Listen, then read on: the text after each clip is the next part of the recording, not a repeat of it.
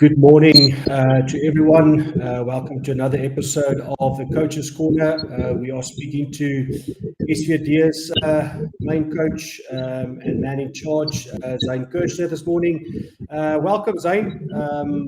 Obviously, you guys came off a bit of a tough loss last week in Mobela. How are you guys feeling for this weekend's game or this evening's game against are you guys ready? Hey, Arby. Good morning, everyone. Thanks for having me again. Yeah, I think obviously we all knew that going to Nelspruit is going to be a big challenge. I think for how the guys started, that was quite positive. How everything then from the played out, that wasn't part of plan, and which turns us to this week, fully focused.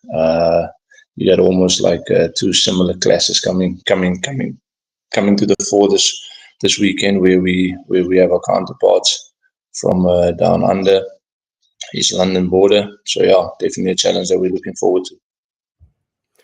So just on the game, can you give the guys a bit of a kind of breakdown what went wrong for you guys? I think halftime the score was still kind of in your maybe still played a bit better, but obviously the second half ran a bit away with you guys. So yeah, what was your guys' reflection on the first game? Are you happy where you guys are at the moment in terms of your squad? What can we expect from you guys tonight? Yeah, I think obviously planning from a good preseason, had three outings, positive outings from a result perspective. I think in general, if you look at the first 2-3 trials that we conceded, majority of those things were out of character. Those individuals, they would understand, and they feel that pain, and obviously led to that was a couple of set piece malfunction with regards to where we couldn't get our lawns into play, and that eventually gave them more ball in hand. And then eventually what was seen is that playing without ball in hand led to a lot of defensive demand on the day, playing at altitude, fatigue coming in, couple of niggles kicked in the second half from an injuries perspective. So yeah, those are all the factors and elements that played a role to the outcome of that total scoreline on the night. A lot of things internally looked after and looked at. Couple of brutal hard words been spoken this week. So I think back at home, it's something that we're definitely targeting, and to look into our way of how we go about things, and eventually get the results and maximum points. Yeah. Also, Zane, there was a couple of high-scoring games over the past week, first round of the SA Cup. I mean, is this brand of the SA Cup going to become a great competition for people to watch and to support? Some nice scoring games. Obviously, Boland beat Cheetahs over the weekend. So a lot of not upsets, but it's good to see that there is a bit of growth in the smaller union. So what can we expect from you guys tonight? No, I think from a competition perspective, like I said from the start, this SA Cup is one of the most stimulating local domestic stimulating competitions that I've experienced for a long time. And the fact that you do get a free opportunity to challenge yourself against some of our local Currie Cup campaign environments, I think that is from a rugby player's perspective, not just from a coaching perspective, but from a playing perspective, is that nowadays how things are laid out within the country, you don't get those opportunities to come up against those guys in such a format.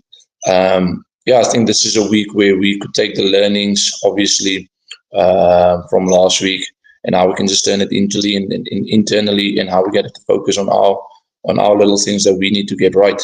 I mean, first and foremost, as I said, is that once we get our set piece balls going, that means that we can get the ball in our hands again and start playing rugby. So that's our main focus for this week. Yeah, and obviously tonight's your first home game, which is probably exciting for Joe George. Hopefully, a lot of people will come out and support you guys tonight. What is your guys' expectations for fans to rock up tonight? Yeah, I think obviously with the late change due to certain off-field logistics, it's a late change in the regard that you would want it. Majority of the people, I think, they were looking forward to the 6 o'clock kickoff. Obviously, there was a couple of things that needed to be adjusted.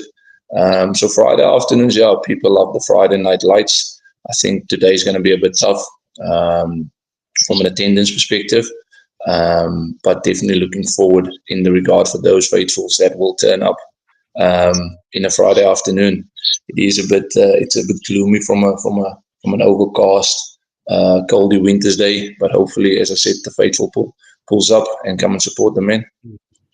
Yeah, and any players that put up their hand last week in that tough encounter that you guys obviously had in Nelspruit, like I asked earlier, are you happy with where the squad is at the moment, and how do you guys look to build on a performance tonight?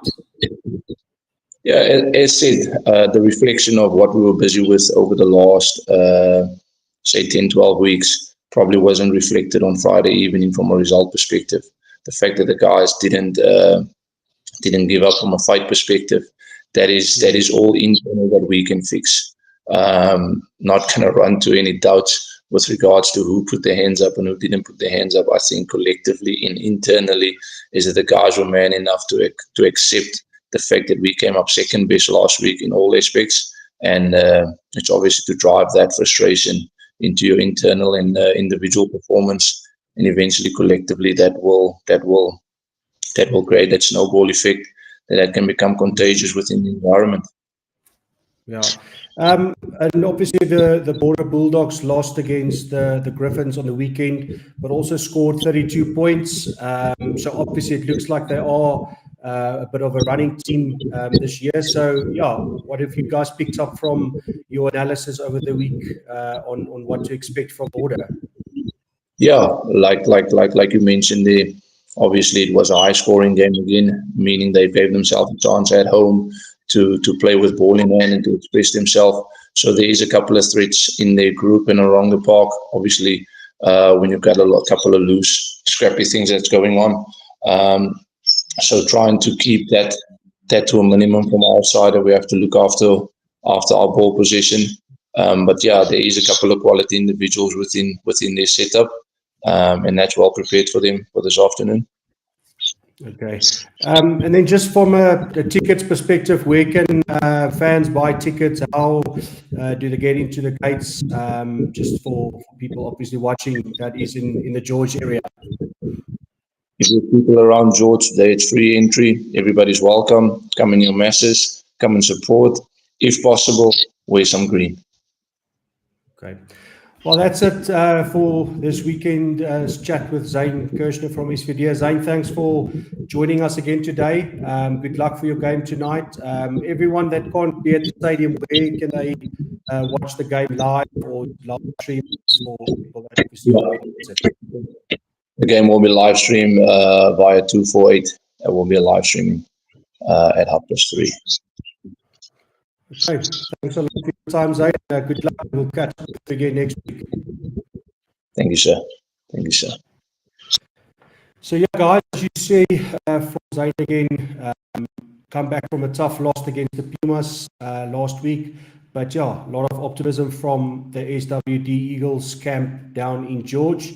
So yeah, if you are in the area tonight, go and watch the SWD Eagles playing against the Border Bulldogs, and we'll be having a conversation a bit later with Coach Harvey's from Boland as well.